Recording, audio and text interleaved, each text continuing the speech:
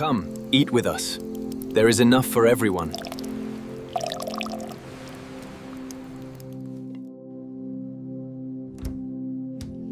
Open your kitchen cabinet right now. Go on. I'll wait. Tub of protein powder in there, carton of eggs in the fridge, maybe some meal prep chicken breast sitting in a container because some app on your phone told you that's how healthy adults eat now. Totally normal. Welcome to 2026. Now here's the part that's about to mess with you a little. 2,000 years ago, in the poorest, dustiest backwater of the Roman Empire, a bunch of fishermen, farmers, and stone carriers were out proteining you with a bowl of soup made from little brown discs that cost less than a candy bar.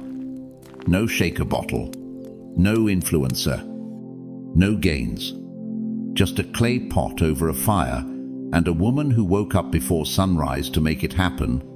And there's a very strong chance the man at the center of the entire Christian faith, Jesus of Nazareth, a Galilean carpenter's son, ate that exact bowl, made the exact same way, most mornings of his life.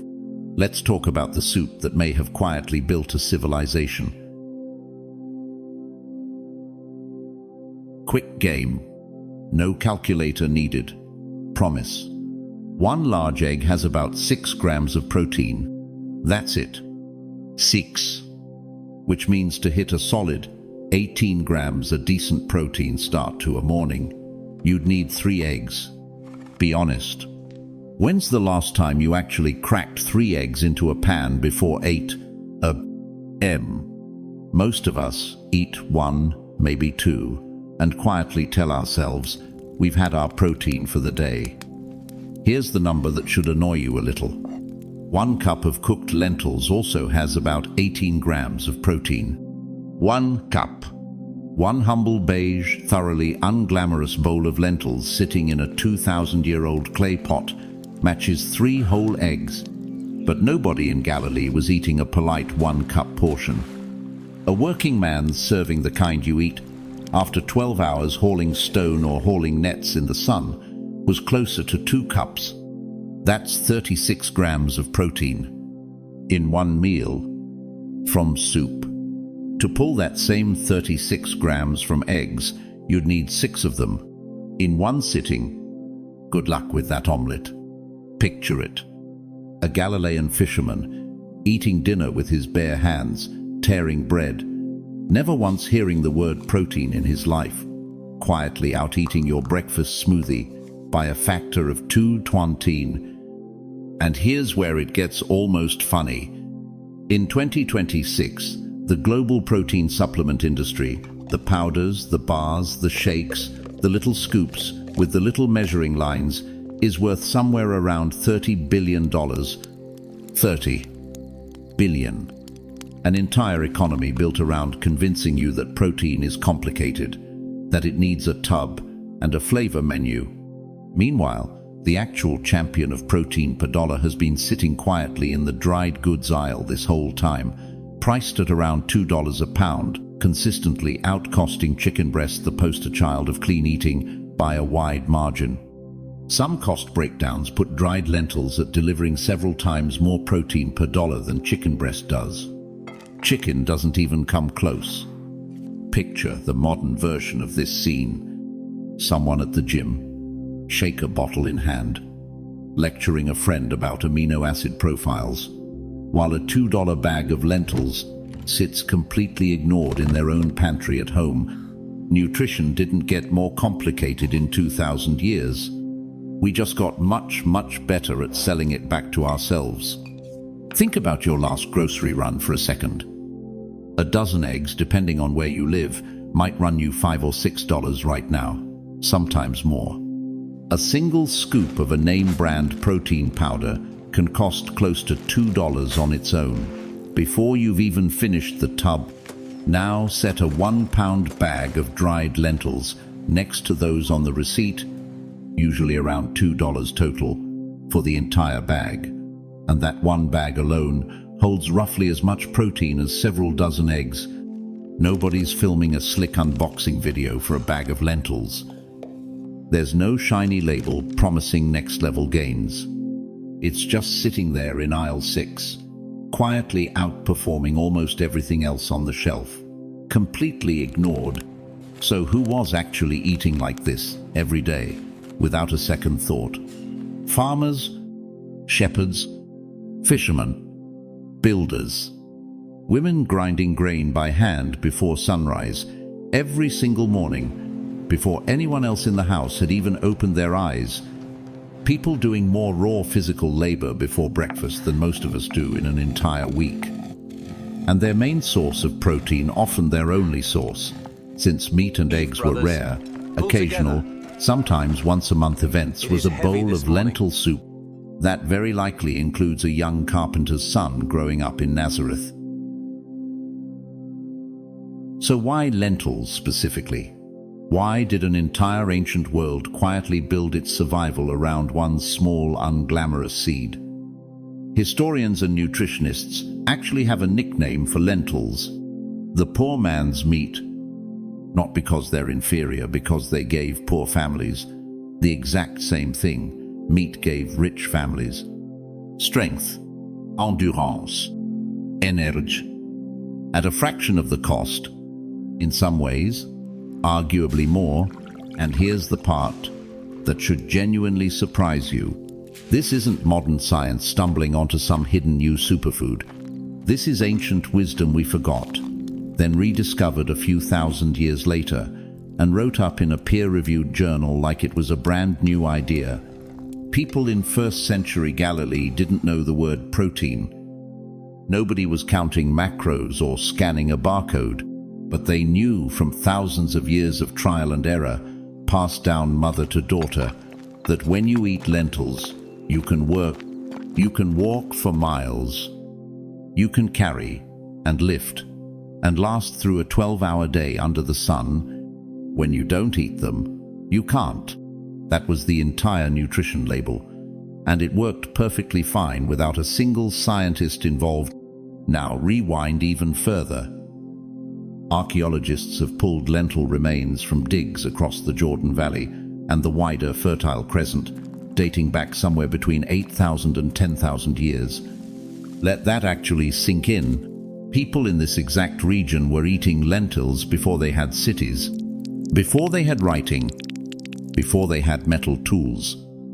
Lentils got there first. They predate the pyramids, the wheel, basically everything you'd normally think of as ancient. Fun historical footnote: ancient Egyptians reportedly prized lentils as a food fit for the wealthy, while the Greeks, a bit later, viewed the exact same seed as strictly lower-class fare. Same food, completely opposite reputation, depending on which side of the Mediterranean you were standing on. And there's a very good reason lentils lasted this long in human history. They're almost impossible to kill as a crop. They grow in poor, rocky soil. They barely need water. And this part is genuinely wild. Once you know the science, they actually improve the soil while they're growing in it. Lentils are what's called a nitrogen-fixing plant, meaning their roots pull nitrogen straight out of the air and lock it into the ground, feeding whatever gets planted there next. Modern agriculture studies this today as a serious sustainability strategy. Farmers in ancient Galilee just knew, with zero vocabulary for any of it, that a field was somehow always a little better after the lentils came out than it was before they went in. For a family working one small, rocky plot with unpredictable rainfall, that made lentils the one crop you could genuinely count on, season after season, when everything else was a gamble against the weather. No irrigation system, no greenhouse, no insurance policy if the rains failed that year. Just a plant that, against all odds, kept showing up. Once harvested, you'd pull the entire plant from the ground, let it dry in the sun for a few days, then beat the dried pods until the little seeds fell loose. Store them in a sealed clay jar, a stone room, or a plaster-lined pit dug into the earth, and they'd keep for months, sometimes years. No refrigerator, no freezer, no best by date stamped anywhere. Just dry them, seal them, and forget about them until a bad harvest year hit, because eventually it always would. And suddenly, that one jar of dried lentils was the entire difference between a family eating that winter and a family not eating. Funny enough, modern researchers studying the world's longest living populations, the so-called blue zones, places like Icaria in Greece, where people routinely live well past 90, keep landing on the exact same pattern. Daily lentils, daily beans, daily legumes of some kind, on repeat, for an entire lifetime. One frequently cited nutrition study linked around 20 grams of legumes a day, roughly 1 spoonful, to something like 8 additional years of average life expectancy. A spoonful, not a supplement stack. A spoonful of the exact thing sitting in that clay pot. Nobody in ancient Galilee was trying to hit triple digits. They were just trying to survive the week. Turns out it may have been the exact same habit. Either way. So what did actually making this soup look like, day to day? Because I promise you, this wasn't a restaurant bowl with a swirl of oil and a sprig of something green on top for a photo. This was survival food. Beautiful, humble, repetitive, survival food. And here's the strange part. Walk into a village kitchen today, in parts of Palestine, Jordan, or southern Turkey, and you'd see almost this exact same process, nearly step for step. Some things, apparently, just never needed fixing. Picture the scene. It's early before the heat of the day sets in, before the flies show up in force. A woman, usually the mother, sometimes a daughter or a grandmother, reaches into the storage jar and pulls out a handful of dried lentils, maybe 2 handfuls, if guests are expected. She spreads them across a flat stone or a piece of cloth and picks through them, one at a time by hand, removing tiny pebbles, bits of dirt, broken seeds, anything that isn't actually a lentil. Quick question. Have you ever bitten down on a stray piece of grit hidden in your food and nearly cracked a tooth? Now imagine that being a literal daily chore on your morning to-do list every single day, with 0 machines to help, no factory sorting line, no quality control department, just fingers, eyes, and patience before sunrise, before coffee too, since coffee wasn't even a thing yet. More often than not, a child was nearby as well, half helping, half underfoot, occasionally handed a small handful to sort under close supervision, because that's how you learn to cook. In a world with no cooking school and no recipe cards, you watched. You got it wrong a few times. Then one ordinary morning, you were the one waking up before the sun. Then she washes them, water in, swirl, pour it off, again and again, until it runs mostly clear. Some households soak their lentils overnight, usually the brown or green varieties. Red lentils cook fast enough without the extra weight. But that soaking decision mattered for one very practical reason. It saved firewood. And firewood wasn't free. Every single stick had to be gathered by hand and hauled home. A softer lentil meant a shorter cooking time, which meant less fuel burned. It's basically the ancient version of turning your thermostat down 2 degrees to shave a little off the electric bill, except getting it wrong here could mean genuinely running short of fuel before winter actually ended. The fire is already going in a small hearth, usually out in the courtyard, sometimes tucked against an interior wall. And the pot sitting over it? Clay, round-bottomed, blackened from years, sometimes generations, of steady use. Families didn't toss a cooking pot the moment it cracked. They patched it. They kept using the exact same pot their grandmother had used until it physically could not hold water anymore. Try explaining that mindset to someone replacing an entire kitchen because one non-stick pan got a single scratch. Water goes in first, then the lentils, then the waiting. Low heat, a slow bubble. Absolutely no rushing it. After roughly 20 minutes, the lentils begin to soften. Red lentils start breaking down completely, dissolving until the water turns thick and golden. Brown lentils are more stubborn, they hold their shape, giving the finished soup more bite, more texture, more chew. And while all of that simmers away, she adds whatever the household actually happens to have, because here's the honest truth. No two families' soup tasted quite the same, and it depended entirely on what was sitting in the kitchen that particular week. Onions, if available, and most families had them, because onions grow easily and store well for a long time. Chopped and either lightly cooked in a bit of oil first, or simply tossed straight into the pot. They bring sweetness, real depth, the difference between a soup that's fine and one that's actually good. Garlic. If a family had it crushed between two stones, or smashed flat with the side of a knife, this wasn't some rare, imported delicacy. It was common enough throughout the region that when the Israelites were wandering the desert generations earlier, they specifically complained about missing it. The Book of Numbers lists off exactly what they were homesick for from their old life in Egypt, and garlic makes that list by name, right alongside fish, cucumbers, melons, leeks, and onions. Numbers 11. Woo. People were genuinely homesick for garlic. That's how essential it was to daily food. Cumin, the one spice nearly every single household had, no exceptions.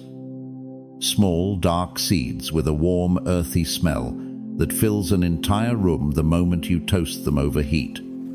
Cumin was so completely everyday, so baked into ordinary life, that Jesus himself brought it up, criticizing religious leaders in Matthew 23:23 for meticulously tithing their mint, dill, and cumin down to the last individual seed, while neglecting bigger things like justice, mercy, and faithfulness. Sit with that for a second. Cumin was such a routine household staple that people were literally counting out individual seeds to make sure they handed over exactly the right percentage to the temple. It wasn't a specialty spice rack item.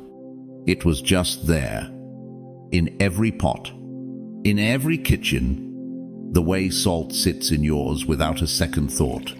Speaking of salt, when a family could get it, it usually came from evaporated pools near the Dead Sea or along the coast, and it wasn't always pure. Sometimes it got mixed with other minerals, which is part of why there's a well-known teaching about salt losing its flavor. Impure salt genuinely could go flat, useless, not worth much at all. But good salt? Even a small pinch transformed the entire pot. And then, the real luxury item of the whole recipe, olive oil. Not because olives themselves were rare, they grew all over the region without much fuss, but because pressing them into oil took real labor, real time, real equipment most families didn't own outright. Oil wasn't just food, either. It fueled household lamps. It showed up in medicine. It played a role in religious ceremony. A family that could regularly afford to drizzle olive oil over their lentil soup was doing okay comfortable, even by local standards. A family without it was still eating something nutritious and filling, just noticeably plainer. You could genuinely taste where a family stood financially, one spoonful at a time. Makes that extra virgin, cold-pressed, small-batch olive oil at the fancy grocery store hit a little differently once you realize it used to double as actual currency. When it was finally ready, thick, golden brown, steaming, she'd ladle the whole pot into one large communal bowl, set in the middle of the floor or on a low stone table, and the entire family gathered around it together. Parents, kids, maybe a grandparent, maybe a neighbor who happened to be nearby. Nobody used a spoon. They used bread-torn pieces of flatbread, cupped in the hand, dipped straight into the stew, and brought to the mouth. The bread was the utensil. One bowl, one meal, one table. No separate plates. No one eating alone in another room, scrolling through a phone, just one shared pot, almost every single night. For almost every poor family across Galilee, very likely, including the household, a young Jesus grew up eating dinner in. Here's what's genuinely remarkable, and this is where it stops being a cute historical detail and starts being real, testable science. This cheap, humble bowl of soup was almost perfectly engineered by accident, through centuries of pure trial and error, for exactly the kind of life these people were actually living. Nobody in Galilee was sitting at a desk. They were walking miles, carrying loads, working stone and wood and packed soil with their bare hands, all day, every single day. That kind of life doesn't need a quick sugar spike that crashes an hour later. It needs slow, steady fuel that actually lasts. Lentils have a low glycemic index, somewhere around 25 to 30, meaning they release their energy gradually, instead of all at once. No spike, no crash, just a long, even burn that keeps muscles working and the mind clear for hours at a stretch. Compare that to, say, a sugary energy drink or a pastry that feels great for 20 minutes and then leaves you flat on the floor by 10 in the morning. They needed iron, because iron is what carries oxygen through the bloodstream to your muscles, and without enough of it, you're tired, weak, foggy-headed, running on empty. 1 cup of lentils delivers around 37% of your daily iron needs, more than an equivalent serving of beef. Try telling that to anyone who's ever insisted, usually while trying to sell you something, that plants don't really have iron you can use. For a population that rarely touched meat, that's not a nice little bonus. That's the entire ballgame. They needed folate, essential for cell repair, for healthy pregnancies, for just generally keeping the whole body running properly. Lentils happen to be one of the richest natural sources of folate on the entire planet. 1 single cup covers almost 90% of a full day's requirement. And they needed fiber to keep the gut working properly, to stay full for hours, instead of getting hungry again 30 minutes later. 1 cup of cooked lentils has roughly 16 grams of fiber. And here's the part that should genuinely bother you. That's more fiber than most adults eat today in an entire day. Fewer than 1 in 10 adults in the U.S.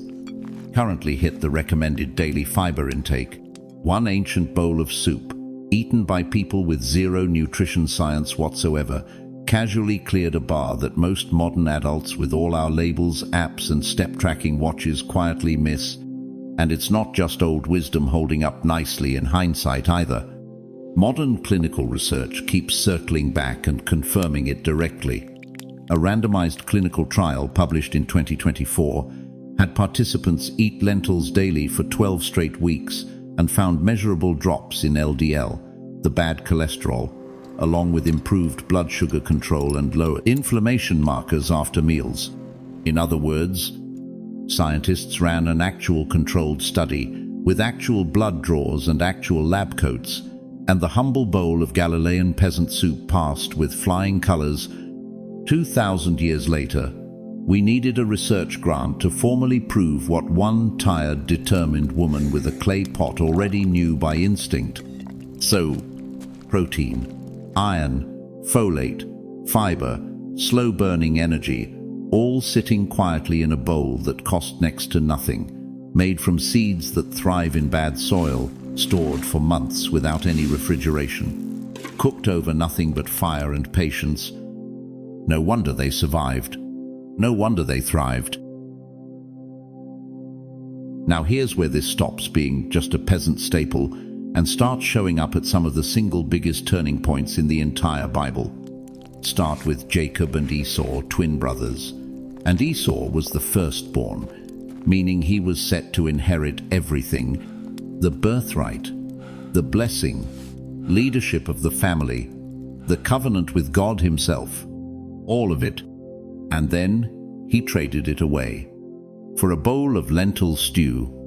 In Genesis 25, Esau comes in from the field completely wiped out, starving, and finds Jacob cooking a pot of red lentils, the kind that starts deep red and turns golden as it cooks down. Esau basically demands some of that red stuff, insisting he's about to die of hunger. Jacob, sensing an opening, tells him, "Sell me your birthright first." And Esau agrees, just like that. He trades away his entire future, his inheritance, his blessing, his place in his own family's history, for one single bowl of soup. Scripture doesn't soften the moment either. He ate, he drank, he stood up, and he walked away, having thrown away his birthright over dinner without a second thought. Here's the detail. Most retellings skip completely though. Jewish tradition holds that Jacob wasn't cooking lentils on some random afternoon. Abraham had just died, and this was actually a mourner's meal, prepared for his grieving father Isaac. Round foods like lentils were traditionally eaten during mourning, symbolizing life's cycle, because grief, like a lentil, eventually rolls around to everyone. Esau walked in on what was essentially a funeral dinner and turned it into a business transaction. He was so consumed by his own hunger that he didn't even ask why the pot was on the fire, didn't ask a single question about his own grandfather. That's what real desperation does to a person. It shrinks the entire world down to whatever's directly in front of you.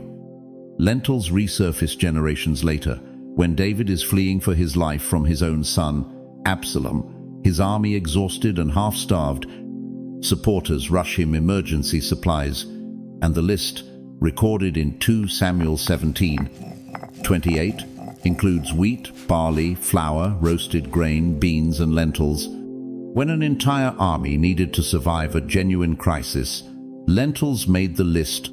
Everyone understood, without needing to be told. This is what keeps people standing when nothing else is available. And when God instructs the prophet Ezekiel to lie on his side for well over a year as a prophetic sign to Israel, he specifies precisely what Ezekiel is permitted to eat during that entire stretch.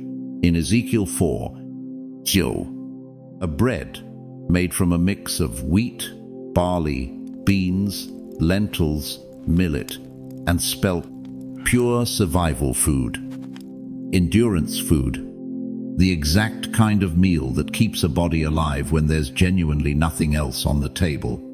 Lentils aren't some minor footnote buried in scripture. They show up at funerals, on battlefields, inside prophetic visions, precisely when people are mourning, or running, or barely holding on, because that's exactly when lentils tend to show up in real life too. So let's bring this all the way back to your kitchen. We live in a world that's convinced us nutrition has to be complicated, that you need a subscription, a supplement stack, and an app tracking every gram just to be considered healthy. And to be fair, that's not entirely wrong. Modern nutrition science really is incredible. We understand the human body better than any generation before us in history. None of that needs to be thrown out. But complexity was never really the requirement for being well-fed and strong. It just feels that way when there's money to be made convincing people otherwise. But every once in a while, it's worth stopping to remember a woman in a stone house in Galilee, picking pebbles out of a handful of dried lentils by hand, washing them 3 separate times in cold water, setting a clay pot over a small fire, adding water, an onion, a pinch of cumin, maybe a drizzle of oil, if she could afford it that week, and feeding her entire family from that single pot, giving them everything they needed to wake up the next morning and do it all over again. She never once heard the word protein in her life. She had no idea what an amino acid was. She couldn't have told you her folate intake if you'd paid her. She just knew, the way generations of women before her knew, that when her family ate this soup, they were strong, and when they didn't, they weren't. Turns out she was right about literally all of it.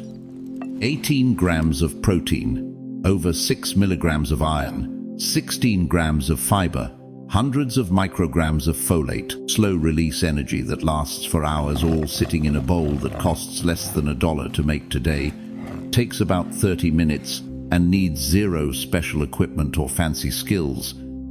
Just lentils, water, heat, and time. The same 4 ingredients, the same basic recipe, feeding people for 8,000 years and counting. So the next time someone insists you need eggs or meat or a $40 tub of flavored powder just to hit your protein goal for the day, remember there was once an entire civilization that ran on farmers and fishermen and mothers and prophets and kings, fueled largely by a bowl of soup. And they didn't just barely survive on it. They built temples. They crossed deserts on foot. They wrote the most influential book in human history. All of that powered in no small part by lentils, a handful of seeds, a clay pot, a slow fire, and quite possibly the oldest recipe still in regular use on Earth, one that very likely fueled the Son of God himself before he ever started his day's work. If any part of this genuinely changed how you think about food, do me a favor and send it to one person who needs to hear it. Maybe that friend who won't stop talking about their protein shake. And if you want to keep uncovering what's been hiding in plain sight inside the Bible, go ahead and subscribe and turn that notification bell on so you don't miss what's coming next. And genuinely thank you for spending this time here with me today. It means more than you probably realize. The pot's already on the fire. Come, pull up a seat.